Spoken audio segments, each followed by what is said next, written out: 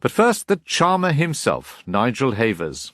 What was he doing on Watteau? I know my aunt very well, and had she felt any form of bias or any idea that she shouldn't be doing this inquiry, she would have pulled out this morning.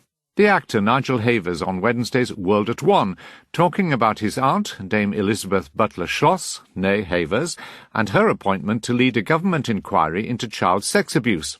Some victims' groups and opposition politicians object to that appointment on the grounds that she is part of the establishment she has to investigate, and that her late brother, Sir Michael Havers, was Attorney General in the 1980s and has been criticised for not doing more to bring alleged Westminster abusers to trial. It raises the possibility that Dame Elizabeth will have to investigate the conduct of her own brother.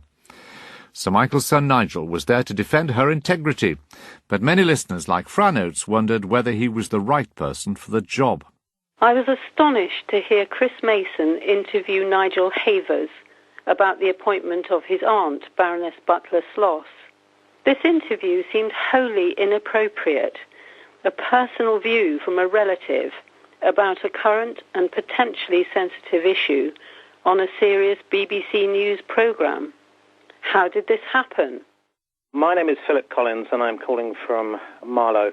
Whilst Nigel Havers is an intelligent man who is welcome to his personal opinion that his aunt is a qualified, decent and honest woman, it adds nothing to the debate or the sum total of knowledge whatsoever. This is what might be termed celebrity leakage into what is a very serious news item. So was this celebrity leakage, and what value could Nigel's opinion of his aunt add to the public debate? Nick Sutton is the editor of The World at One. No, it's not celebrity leakage, and I'm sorry to hear that your listeners are disappointed in describing it as shoddy journalism.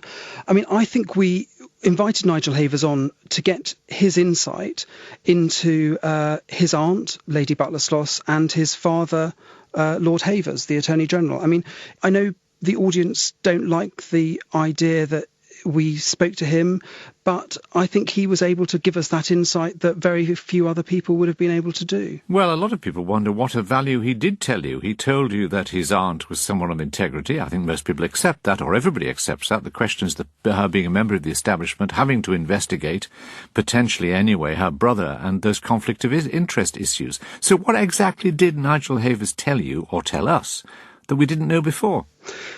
Part of it, I think, is about the balance of the programme. So So what did he tell us that was fresh? I can tell you new? specifically. I can tell you specifically. He said that Baroness Butler-Schloss had no political ties to my father and knew nothing about what was going on in the House of Commons at the time.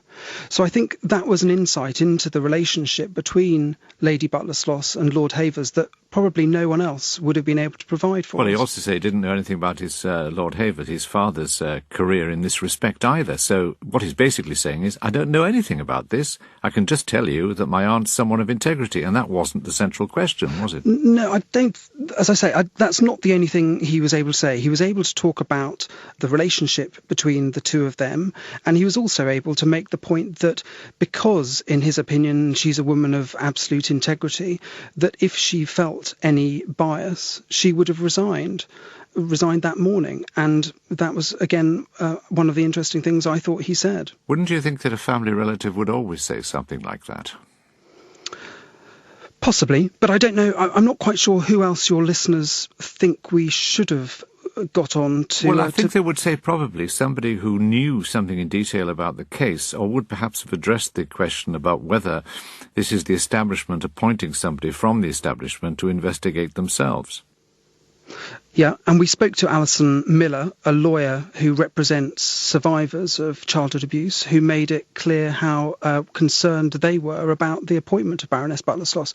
We needed to balance her opinion and the opinion of the Labour MP Simon Danczuk, which we also played, with someone who was more supportive of Baroness Butler-Schloss. And it seemed to me that Nigel Havers was a perfectly reasonable choice. It was interesting that after we did the interview, he was then interviewed by other broadcasters, and his comments have been picked up by almost every newspaper in the country today, and not in a way that's critical, but in a way that we used it, which was to provide context about his aunt and his father. Our thanks to Nick Sutton, the editor of The World at One. As ever, please let us know what you think. Contact details coming later.